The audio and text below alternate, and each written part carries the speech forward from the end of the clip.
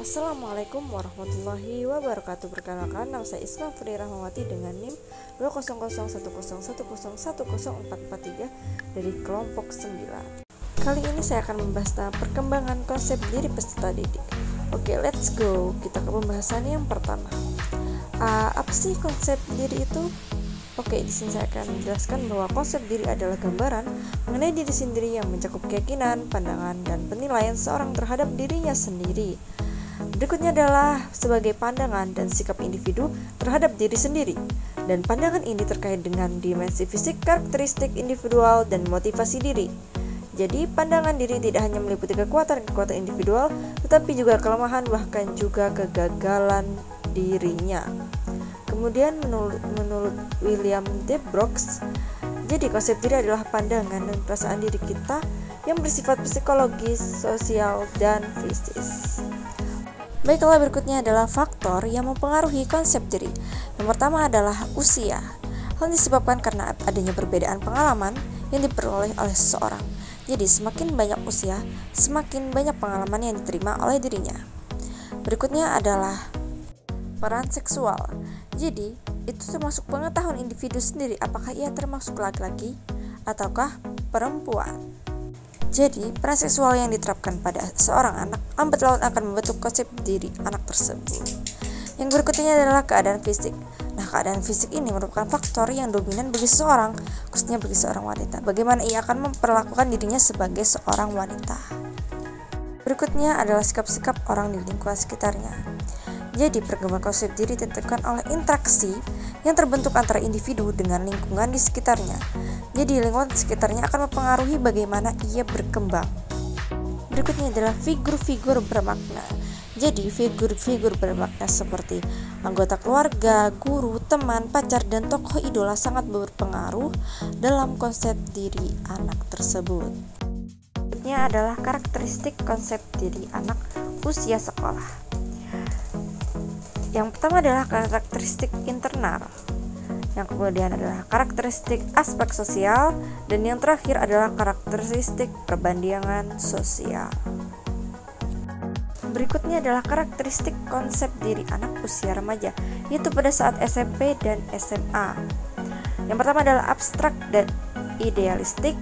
Jadi pada masa remaja, anak-anak lebih mungkin membuat gambaran tentang dirinya yang abstrak dan idealistik.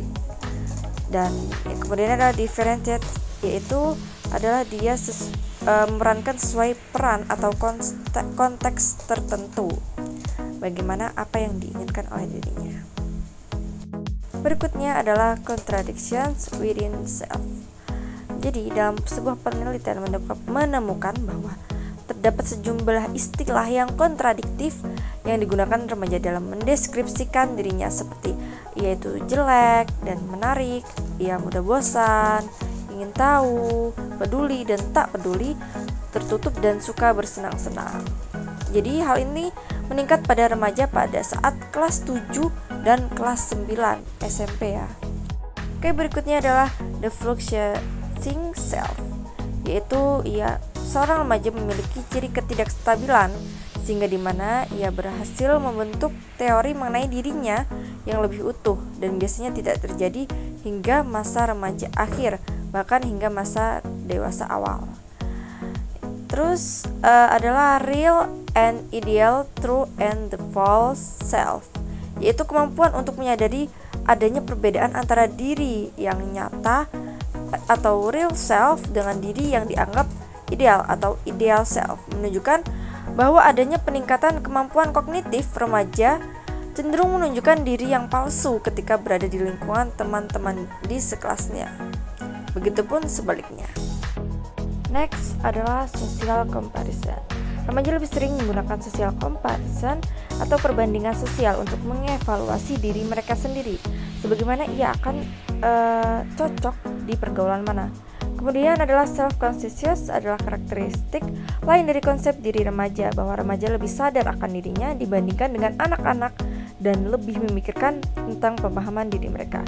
Kemudian adalah self-protective, mekanisme untuk mempertahankan diri adalah salah satu aspek dari konsep diri remaja itu sendiri. Baiklah, next adalah conscious, konsep diri remaja pada masa remaja akhir, yang tidak disadari, yaitu unconscious yang termasuk dalam dirinya, yaitu komponen yang tidak disadari yang ada dalam dirinya. Yang terakhir adalah self-integration. Pada masa remaja akhir, konsep diri menjadi lebih berintegrasi, di mana bagian yang berbeda-beda dari diri secara sistematik menjadi satu kesatuan. Oke, implikasi perkembangan konsep diri terhadap pendidikan, yaitu pertama membuat siswa merasa mendapat dukungan dari guru, membuat siswa merasa bertanggung jawab, membuat siswa merasa mampu, mengarahkan siswa untuk mencapai tujuan yang realistik, dan membantu siswa menilai diri mereka secara realistik. Dan terakhir adalah mendorong siswa agar bangga dengan dirinya secara realistik. Baiklah, saya cukupkan sampai di sini. Pagi-pagi minum kopi, jangan lupa pakai roti. Saya cukupkan sampai di sini. Sekian, terima kasih. Semoga materi yang saya sampaikan ini dapat bermanfaat bagi teman-teman yang mendengarkan dari awal hingga akhir. Baiklah, saya Ismafri Rahmawati pamit undur diri. Wassalamualaikum warahmatullahi wabarakatuh. Have a good day, teman-teman.